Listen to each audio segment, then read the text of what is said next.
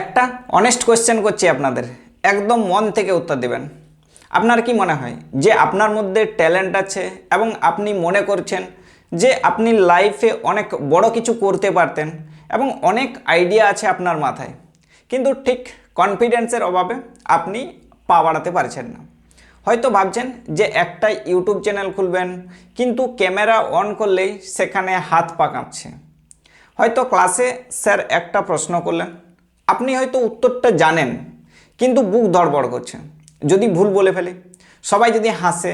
হয়তো কোনো ইন্টারভিউ বা প্রেজেন্টেশন আছে আর আপনি ভেতরে ভেতরে ভাবছেন আমি কি পারবো, আমার দ্বারা কি হবে। ট্রাস্ট মি, আপনি এই জার্নিতে একা নন। এই আমি কি পারবো তো বা লোক কি বলবে, এই চিন্তাটা আমাদের জেনারেশনের সবথেকে বড় রোগ।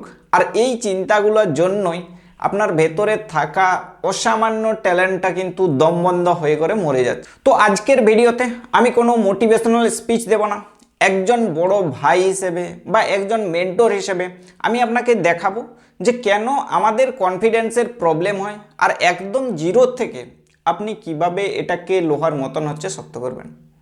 দেখুন, কনফিডেন্স না থাকাটা একটা ফিলিং না, এটা একটা বিশাল বড় লস। আপনি যদি কনফিডেন্ট না হন তাহলে আপনি আপনার স্কিল কোনোদিনও দুনিয়ার সামনে আনতেই পারবেন না। ভাবুন তো, যে একজন স্টুডেন্ট যে কোডিং কিন্তু খুব ভালো করে জানে, বাট যখন সে ইন্টারভিউতে যায় তো ইন্টারভিউতে ভয়ে করে আর কোনো কথা বলতে পারছে না। তার পাশে আরেকজন বসে আছে যে হয়তো তার থেকে কম জানে, কিন্তু সে কনফিডেন্টলি কথা বলছে। অতএব এই দুজনের মধ্যে চাকরিটা কে পাবে? অবভিয়াসলি যে কনফিডেন্ট।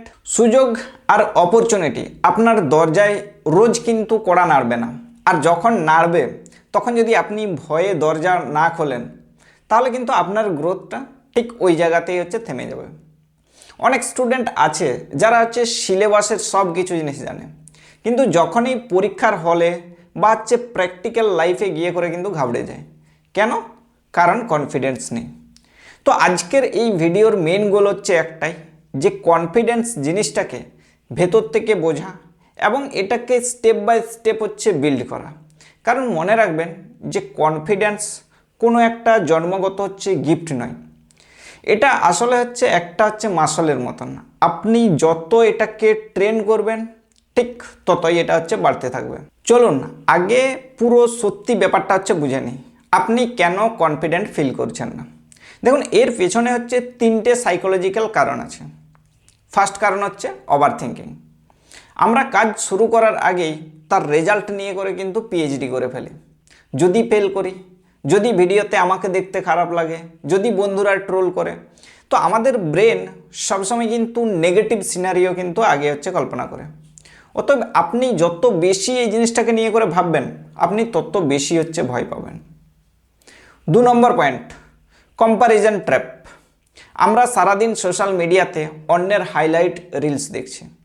আপনি দেখছেন যে আপনার বন্ধু একজন ইন্টার্নশিপ করছে, কেউ হয়তো আইফোন কিনছে, আপনি হয়তো নিজের বিহাইন্ড দ্য সিন বা স্ট্রাগলের সাথে তাদের সাথে সরাসরি তুলনা করছেন এবং আপনার মনে হচ্ছে যে ওরা অনেক এগিয়ে আছে, আমার দ্বারা কিন্তু কিচ্ছু হবে না।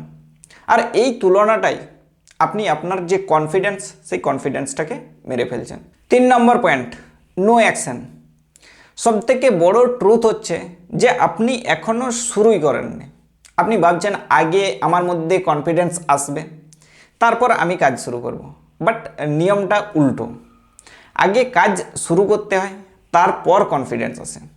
আপনি কোনোদিনও সাইকেল চালাননি, তাই আপনার ভয় লাগছে। যেদিন চালানো শিখে যাবেন সেদিন কি আরও ভয় লাগবে? ডেফিনেটলি না, কারণ আপনার কাছে কি আছে? এক্সপিরিয়েন্স আছে। আর কনফিডেন্স না থাকার আসল কারণ কি? যে আপনি এখনও ফিল্ডে নামেননি। একটা খুব ইম্পর্ট্যান্ট কনসেপ্ট ক্লিয়ার করি। আপনার কি মনে হয় যে যারা স্টেজে উঠে করে কথা বলে বা যারা ক্যামেরার সামনে খুব সাবলীল, তাদের কি ভয় লাগে না? ভুল। ভয় সবার লাগে। কনফিডেন্স মানে ভয় না থাকা না। কনফিডেন্স মানে হলো যে আমার ভয় লাগছে, আমার হাত কাঁপছে, তাও আমি কাজটা করব। এবং কনফিডেন্সের মানে এটাই যে নিজের মধ্যে বিশ্বাস রাখা, আমি জানি না যে কাজটা পারফেক্ট হবে কি না, বাট আমি ট্রাই করব। ভুল হলে আমি সেটাকে সেই জায়গাতে কারেকশন করে নেব। একটা উদাহরণ দিই, ধরুন আপনি প্রথমবার ক্যামেরা অন করে ভিডিও বানাচ্ছেন, আপনার কথা বলা আটকে যাবে, আপনি দেখতে ওখানে অকওয়ার্ড লাগবে এবং হয়তো এডিটিংটা সেটাও কিন্তু ভালো হবে না। তো এটা কি খারাপ? একদম না, এটাই তো প্রসেসের পার্ট। আপনার প্রথম ভিডিওটা খারাপ হওয়া মানেই দ্বিতীয় ভিডিওটা কিন্তু ভালো করার সুযোগ পাচ্ছেন। এবং এখানে একটা জিনিস মনে রাখবেন যে যত আপনি অ্যাকশন নেবেন সেখানে অ্যাকশন থেকেই তৈরি হবে কম্পেশেন্স এবং কম্পেশেন্স থেকেই তৈরি হবে কনফিডেন্স। অতএব আপনি যখন কোনো একটা কাজ করা শুরু করবেন আপনি সেখানে কাজটা শিখতে শুরু করবেন, আর আপনি যখন কাজটা শিখে যাবেন কমপ্লিটলি, দেন কনফিডেন্স কিন্তু অটোমেটিকলি চলে আসবে। এখন প্রশ্ন হলো যে কাল থেকে আপনি কি করবেন। আমি আপনাকে 3টে ছোট্ট টাস্ক দিচ্ছি। Task 1, stop waiting for perfection. Perfect moment বলে কিছু হয় না। আপনি যা শুরু করতে চান, তা সেটা পড়াশোনা হোক বা জিম হোক বা কোনো নতুন স্কিল শেখা হোক, সেটা আজ থেকেই শুরু করুন। খারাপভাবে শুরু করুন, কিন্তু শুরু করুন। Task number 2, do one thing your fear. অর্থাৎ যে কাজটা করতে আপনি সবথেকে বেশি ভয় লাগছে সেই কাজটাই করে ফেলুন। হতে পারে সেটা কোনো অচেনা মানুষের সাথে কথা বলা বা ক্লাসে একটা প্রশ্ন করা। আপনি যখন আপনার ভয়ের মুখোমুখি দাঁড়াবেন দেখবেন ভয়টা আসলে খুব কিন্তু ছোট ছিল। এবং task number 3, celebrate small wins. নিজের পিঠ চাপড়াতে শিখুন। আজ আপনি 5 মিনিট মন দিয়ে করে পড়ছেন, গুড জব।